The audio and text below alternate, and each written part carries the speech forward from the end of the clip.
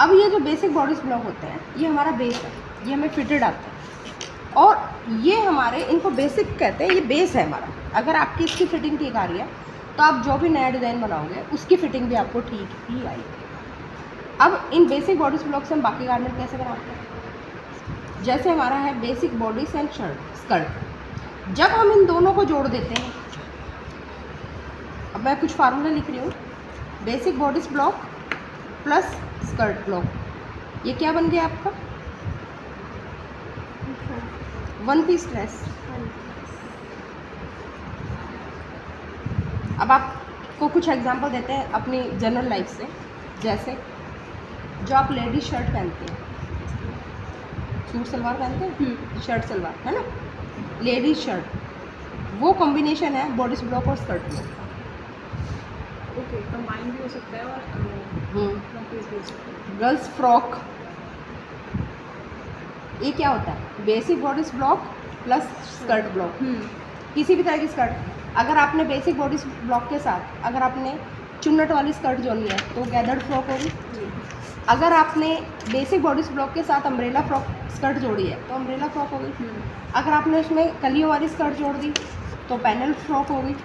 अगर आपने उसमें बेसिक बॉडी जो है, अगर आपने स्ट्रैप वाली जोड़ी है, मतलब बाजू ना लगा के स्ट्रैप वाली बनाई है तो स्ट्रैप फ्रॉक होगी। तो इस तरीके से आपके डिज़ाइन चेंज होते चले जाएंगे, लेकिन एक्चुअल में ये क्या है? बेसिक बॉडीज ब्लॉक प्लस में skirt block is equal to frock. One piece dress, आपके गाउन क्या होती है? वन पीस ड्रेस क्या होती है? Basic bodice block plus skirt block is equal to one piece garment. या उसमें आप गाउन भी कह सकते हो, कुछ भी कह सकते हो, लेकिन उसमें जिस डिज़ाइन की आपने स्कर्ट जोड़ दी, ए लाइन जोड़ी तो ए लाइन ड्रेस हो गई। जैसा आप फ्लेयर जोड़ देंगे वैसे ही आपकी वन पीस ड्रेस होगी।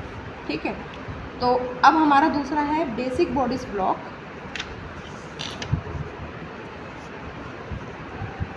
Plus trouser block. ये क्या होता है आपका?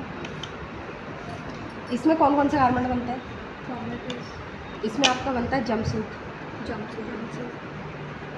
सबसे जो कॉमन आपकी आइटम है ना।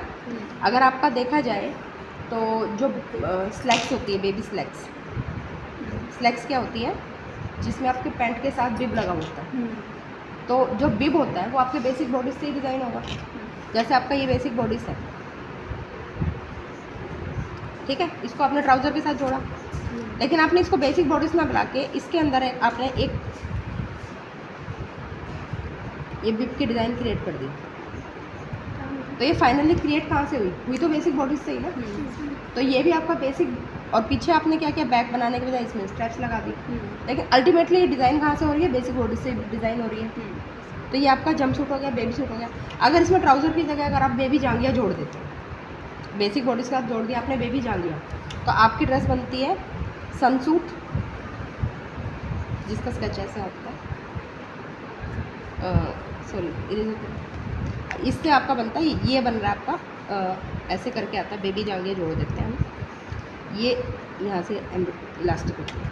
ये आ गया आपका रोम्पर, इसमें भी बेबी जांघिया जोड़ा है, और सनसूट में होता है आपका ये बिब जुड़ा हुआ होता है, ये पैंटी होती है, और इसमें यहाँ पे ये बिब जोड़ के ये पीछे बद्दियाँ लग जाती हैं। ये सनसूट होगा, ठीक है।